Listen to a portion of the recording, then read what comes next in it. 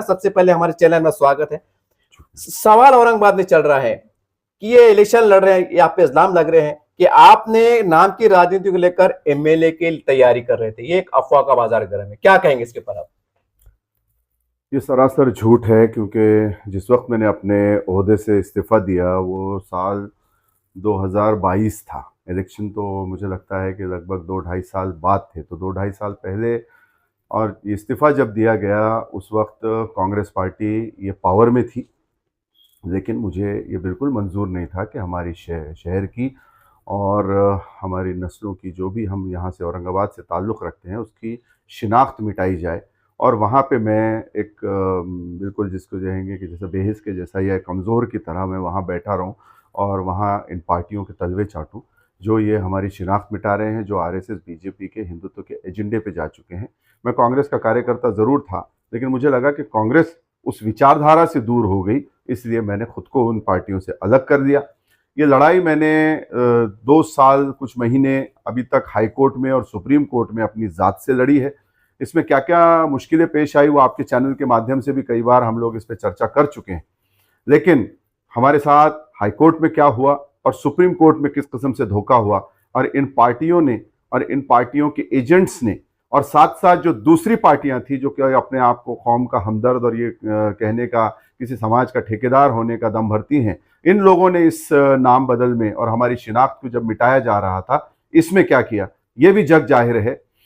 जब ये बात आई, इलेक्शन सामने आए, मुझे लगा कि हमारे साथ धोखा हुआ है। इन पार्टियों ने अपने एजेंट्स भेजकर या खामोश रहकर दूसरे दूसरे मुद्दों पे बात करके हमको जो है तो उसमें मिसगाइड किया और नाम मिटाने में बीजेपी, शिवसेना और हिंदुत्व फोर्सेस की मदद की।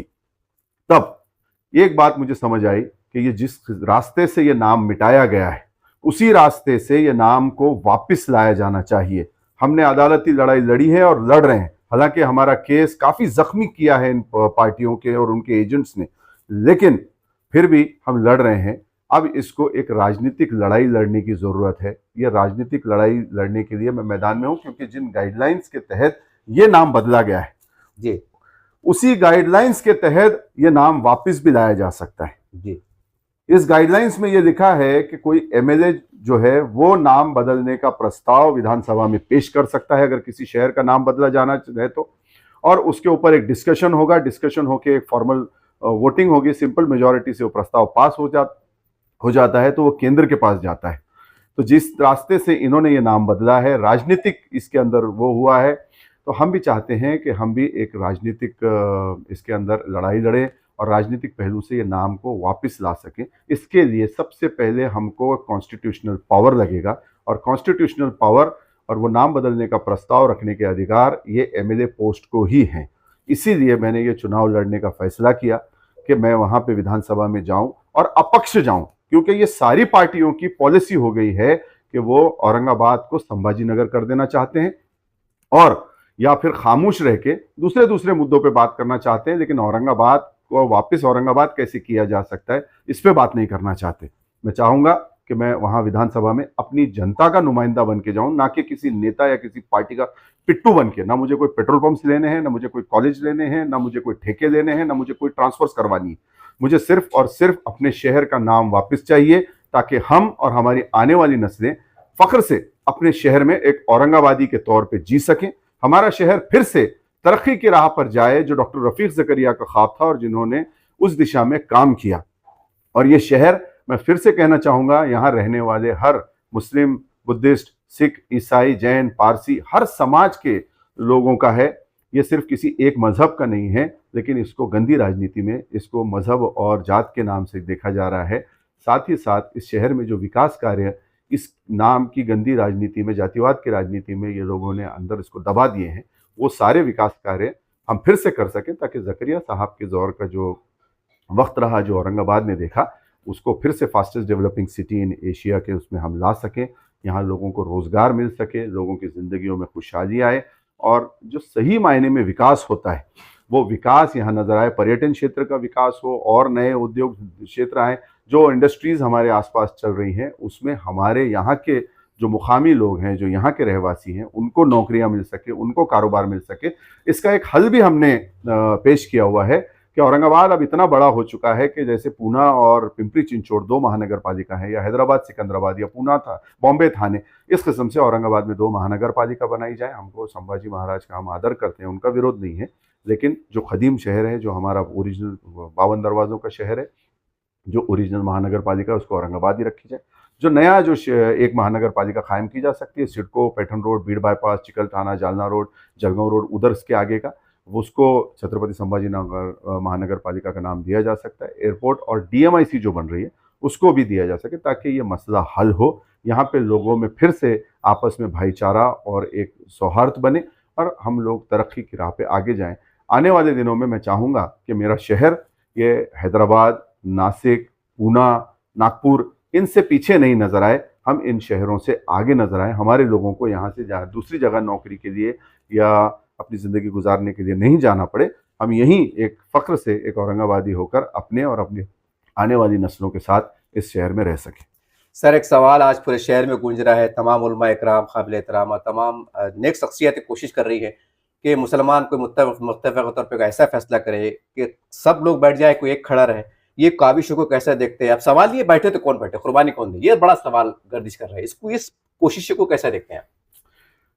कोशिश अच्छी है, कोशिश होनी चाहिए, लेकिन सवाल ये है कि किसी एक पार्टी या सिर्फ किसी एक नेता के कार्यकर्ता को आप मुस्लिम होने का ठेकेदार नहीं कह सकते, उसका सर्टिफिकेट नहीं दिया जा सकता। हम देखते हैं कि जिन्होंने सिर्फ मुस्लिम होने के नाते अपने आप को समाज के माशरे के सामने पेश किया, आज यहाँ की दोनों विधानसभा में, चाहे हमारी मध्य विधानसभा हो या पूर्व विधानसभा हो, वही पार्टियां लड़ रही हैं जी। दोनों जगह उम्मीदवार एक ही पार्टी के हैं, भले उन्होंने किसी और पार्टी से टिकट लिया हो, उम्मीदवार वही थे जो सब पहले पहले एक स्टेज पे बैठा करते थे जी। और वो अपने आप को इत्तेहाद का नारा दिया करते थे। जब उनमें खुद में इत्तेहाद नहीं है, इत्तेफाक नहीं है, तो माशरे में ये क्या इत्तेहाद और इत्तेफाक की बात करेंगे। हमारा कहना है कि क्वालिटी जो है वो पेश करनी चाहिए हमको क़यादत के ज़रिए, और ये क़यादत किसी एक समाज की काम नहीं आ सकती। हमारे सामने हज़रत उमर फ़ारूक रज़ी अल्लाह ताला अन्हु का हमारे सामने मिसाल है और हमारे आइडियल हैं कि उन्होंने कभी किसी की जात या धर्म देखकर उन्होंने क़यादत नहीं की। उन्होंने ये कहा था कि नदी के किनारे अगर कोई कुत्ता भी मरता है तो उसके लिए भी उमर ज़िम्मेदार होंगे, उसके लिए भी खुदा मुझसे सवाल पूछेगा। तो आप जब शहर में रहते हैं, आपको सभी समाजों की वो करनी चाहिए, ख्याल रखना चाहिए, क़यादत करनी चाहिए। लेकिन बात यह है कि जैसे मैंने आपसे अर्ज़ किया कि आप पूर्व विधानसभा में देखें, एक ही पार्टी के लोग 2 अलग अलग पार्टियों से खड़े हैं जी। यहाँ भी अगर आप मध्य में देखें तो चार कैंडिडेट्स मुख्य रूप से हमको देखने में आते हैं, चाहे वो शिवसेना के हों या चाहे दूसरी पार्टी के हों। चारों कैंडिडेट्स 2 ही पार्टी के हैं जी। दोनों अलग अलग प्लेटफॉर्म से जो है वो खड़े हैं। हमारी जो विचारधारा है वो महाराष्ट्र की जो रूह कही जाती है, फुले शाहू अम्बेडकर विचारधारा, वो हमारी विचारधारा है। क्योंकि मैं कांग्रेस का कार्यकर्ता रहा हूँ, तो एक सेकुलर हमारी विचारधारा है जिसमें गांधी जी की, नेहरू जी की, बाबा साहेब अम्बेडकर जी की, मौलाना आज़ाद जी की, ये विचारधारा से हम चाहते हैं कि हम महाराष्ट्र को और अपने शहर को फिर से आगे ले जाएं और बुलंदियों के मुकाम पे पहुंचाएं। ये शहर हमेशा अमन व अमान का और सूफी संतों का शहर जाना जाता है, इसकी एक ऐतिहासिक पहचान है। लेकिन आप आज बताएं कि हमारी जो हेरिटेज, जो हमारे पर्यटन स्थल है, उसकी क्या अवस्था है। जब हम में से कोई वहां पे देखने नहीं जा रहा है उस पर्यटन स्थल की, आप इमेजिन कर सकते हैं कि आप कटकट गेट पे जाके या रोशन गेट पे जाके या किसी और औरंगाबाद के मकई गेट पे या उसमें जाके आप 10 मिनट वहां एक सुकून की सांस लेके बैठेंगे? क्योंकि उन गेट्स की जो हालत है, या मकबरे में कितने लोग जाके बैठते हैं, तो आप कैसे इमेजिन करेंगे कि दुनिया से पर्यटक आएगा, टूरिस्ट आएगा और वो यहाँ ये मुकाम देखेगा। तो हमारे जो सियासतदान है या जो सियासत है, उसको गंदी और जातिवादी राजनीति से फुर्सत नहीं है। तो वो हमारे बुजुर्गों की जो यहाँ पे जो धरोहर है, जो उन्होंने हमको पहचान दे के गई है, उसको क्या बचाएंगे। तो हमारा यही कहना है कि ये जो पहचान है इसको बचाने की ज़रूरत है, नए क्षेत्र को लाने की ज़रूरत है। हमारे शहर में कई मसले पैदा हो चुके हैं, जैसे आज हमारे नौजवान, इनको रोज़गार नहीं मिल रहा है, तो इनको रोज़गार देने की ज़रूरत है। जो यहाँ पे कुछ गैंग्स जैसे हम कहेंगे, जो नशा कारोबार उन्होंने बढ़ा दिया है यहाँ पे, उस कारोबार को रोककर हमारे नौजवानों को उससे बचाने की जरूरत है। जो नौजवान इसकी जद में आ गए हैं, उनको यहाँ पे नशा मुक्ति केंद्र स्थापित करके उनको नशे की उस लत से बाहर निकालकर उनके परिवारों को भी राहत देने की जरूरत है। रोजगार का सबसे बड़ा मसला है। इंडस्ट्रीज तो यहाँ हमारे आसपास बहुत हैं, लेकिन उस इंडस्ट्रीज की जो फायदा हमको मिलना चाहिए वो फायदा हमको नहीं मिल रहा है। वो नौकरियां हमारे लड़कों को मिलनी चाहिए, और कई ऐसे नए क्षेत्र हैं जो यहाँ लाए जा सकते हैं, कायम किए जा सकते हैं। उन सबको कायम करने की जरूरत है। बुनियादी सहूलियात हम देखते हैं तो हमारे शहर के अंदर किसी तालुका प्लेस से भी बराबरी की लगती है, आपको कोई डिस्ट्रिक्ट या डिवीजन के सिटी की तो नजर नहीं आती। तो हमारी सोच है कि पहले तो ये जातिवाद जो फैला हुआ है ये कम हो, ये नफरत कम हो हमारे शहर के अंदर। जो चीज़ें हमारे पास मौजूद हैं उसको डेवलप करके हम दुनिया में मार्केट करें और नए क्षेत्र लाएं, ताकि एक महज़ब जिसको हम एक कहते हैं सभ्यता कहते हैं हिंदी के अंदर, उस तरीके से एक मुआशरे से के तौर पे हम डेवलप हों और हमारी मौशियत इकोनॉमी मजबूत हो। व्यापारी जो हैं हमारे वो काफ़ी व्यापारी भाई परेशान है, युवक परेशान है, लोग परेशान हैं। ये सारी जो बुनियादी सहूलियात है वो मिले, और यहाँ का शहरी कभी ये नहीं सोचे कि यार मुझे रोज़गार या ज़िंदगी जीने के लिए अच्छे से मुझे दूसरे शहर जाने की ज़रूरत है। यहाँ इतना उनको मिल जाए, इतना मुयस्सर हो जाए कि वो यहीं पे खुश रहें और आबाद रहें। सर, आज मुस्लिम समाज में हम भी शहर में घूमते हैं साहब, मुसलमान आज बहुत कश्मकश में है। मैं पहले कह दूं कि मैं हिंदू मुसलमान की बात नहीं कर रहा हूं, क्योंकि मुसलमानों के मसाइल पे बात हो रही है तो इसलिए मैं लफ्ज़ मुसलमान इस्तेमाल कर रहा हूं। आपने देखा होगा हुजूर की शान की जब गुस्सा का मामला आया था तो यहाँ के माजी ख्वाजा इम्तियाज़ साहब ने वहाँ तक रैली ले गए थे, वो एक मसला है। दूसरा, प्रकाश अम्बेडकर साहब ने एक बिल को पेश करने की कोशिश की थे, वो बिल वो पास नहीं हो सका। और तीसरा ये आपका मसला है कि आपने इतने बड़े ओहदे को कुर्बानी दी। आप चाहे तो सेटिंग करके मतलब एमएलसी बन सकते थे, आमदार टिकट, बहुत कुछ का हासिल कर सकते थे। अब मुसलमान तीनों को एक्टिविटी को देख रहे हैं, एक ने रैली लेगा, हजारों की तादाद में शामिल रहे, एक प्रकाश अम्बेडकर साहब ने कोशिश करे, और एक आप है। अब मुसलमान क्या करे साहब? अपना अपना कामों का जिम्मेदार इंसान खुद होता है। किसने रैली निकाली, किसने क्या किया। मैंने जो किया वो भी जनता के सामने है कि मैंने कांग्रेस के उस ओहदे को तुरंत छोड़ दिया, क्योंकि मुझे लगा कि मुझे वहाँ बिठा के एक तीतर या बटेर जो होता है कि उसको बांध के रखते हैं और दूसरे तीतरों को वहाँ जमा करते हैं। तो मैं जैसे माइनॉरिटी समाज से आता हूँ तो मुझे बिठा के वहाँ माइनॉरिटीज़ का वोट्स लेने की कोशिश की जा रही है, इसलिए मैं वहाँ से बाहर निकल गया और ये लड़ाई लड़ी। और मुझे लगता है कि अपने शिनाख्त को बचाए रखना ये किसी भी समाज के लिए बहुत ज़रूरी है। हमारे शिनाख्त के ऊपर किसी ने मेहनत नहीं की, काम नहीं किया, तो हमको अपने शिनाख्त बचाना है और इस नाम को आगे ले जाना है। वोटर्स डिसाइड कर सकते हैं, मैं किसी की बुराई नहीं करना चाहूँगा। मैं एक बात और कहूँगा कि इस पूरी इलेक्शन कैंपेन के अंदर मेरी कोशिश रहेगी कि मैं कोई पर्सनल टीका टिप्पणी किसी पे ना करूँ, क्योंकि अभी ये हो रहा है कि काम कोई पार्टियां कर नहीं रही। सिर्फ ये इसको बुरा कह रहा है, वो उसको बुरा कह रहा है, पर्सनल एक दूसरे पे कीचड़ उछाला जा रहा है। किसी को टिकट नहीं मिला इसलिए उसने पार्टी छोड़ दी, किसी को कुछ और नहीं मिला इसलिए उसने पार्टी छोड़ दी। मुझे तो सब कुछ मिल रहा था। कांग्रेस मुझे ये नाम को, मसले को दबाने के लिए या खामोश रहने के लिए सब कुछ देने को तैयार थी। इस बार भी मुझे टिकट देने के लिए कई पेशकश की गई, लेकिन मैंने वो ऑफर्स ठुकरा दिए। और ये जो मैं चुनाव में खड़ा हूँ, ये मैं सिर्फ और सिर्फ अपने लोगों के भरोसे खड़ा हूँ। मैंने जो लोग मेरे पास ऑफर लेके आए थे, कहने लगे आप हमारी पार्टी का टिकट लें, हम आपको ये करना चाहते हैं। मैंने कहा जो इस नाम की लड़ाई लड़ने की वजह से मेरी और हमारे लोगों के बीच में एक बॉन्डिंग बनी है, मेरे लिए जो उनकी चाहत, जो इज्जत बढ़ी है, उसको आप भुनाना चाहते हैं और मुझे टिकट देके एक अपना वोट बढ़ाना चाहते हैं। तो मैं अगर चुन के आना चाहता हूं तो अपने लोगों के भरोसे, औरंगाबाद के लोगों का नुमाइंदा इस नाते मैं चुन के आना चाहूंगा। मैं किसी नेता या किसी पार्टी का पट्टा डाल के वहां नहीं आना चाहता। सरकार सेकुलर बने, ये मेरी भी ख्वाहिश रहेगी। तो ये भी उनसे साफ कहा है कि अगर कोई आप लोगों में से, पार्टियों में से जो भी सरकार कोई सेकुलर बना रहा होगा, तो ऑन कैमरा कह रहा हूँ, मेरी तरफ से ये मेरा जो भी समर्थन होगा वो सरकार को होगा, और उसके एवज में मुझे एक प्याली चाय की भी तवक्को नहीं है उनसे। मैं उनसे कोई तवक्को नहीं रखता और ना मुझे कुछ चाहिए। लेकिन मेरा ये कहना है कि मैं अपने जो मुद्दे हैं, जो इश्यूज़ हैं, औरंगाबाद का नाम है, हमारा डेवलपमेंट है, हमारे बाकी जो इश्यूज़ हैं, उससे बिल्कुल भी दस्तबरदार नहीं होना चाहता। इसीलिए कोई प्रेशर मुझ पे ना आए, क्योंकि अगर किसी पार्टी का विधायक कोई बिल लाता है, जैसा मुझे औरंगाबाद के नाम का बिल लाना है, अगर मैं ये लाऊं तो इन पार्टियों की पॉलिसी हो गई कि संभाजी नगर करना। वो कहेंगे कि भाई आप बैठ जाएं, आप कुछ ठेके ले लें, कुछ कॉलेज, स्कूल, हॉस्पिटल कुछ ले लें, लेकिन आप ये मुद्दा ना लाएं, हमारी पॉलिसी के खिलाफ जा रहा है। तो मुझे ये नहीं चाहिए प्रेशर, इसीलिए मैं खुल के औरंगाबाद के नाम की लड़ाई लड़ना चाहता हूँ।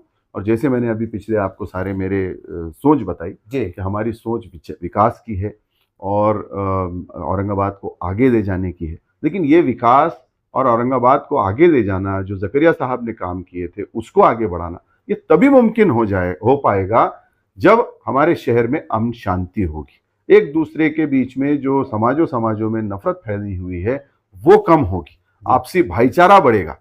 तो ये कम करने के लिए पहले जो बीमारी बाल ठाकरे ने या अभी उसके अंदर कांग्रेस, राष्ट्रवादी और बाकी सारी पार्टियों ने और एमआईएम जैसी पार्टियों ने साइलेंट रहे कि ये बीमारी हमारे पास फैलने दी, इस बीमारी को हम पहले क्योर करेंगे, जो हमारी नफरत की जो बीमारी फैलाई हुई है, उसके बाद हम अपने शहर को फिर से आगे ले जाना चाहेंगे। अब ये जनता पे है कि वो, मुझे लगता है काफी समझदार है, वो डिसाइड करेगी कि कौन हक पर है कौन नहीं है।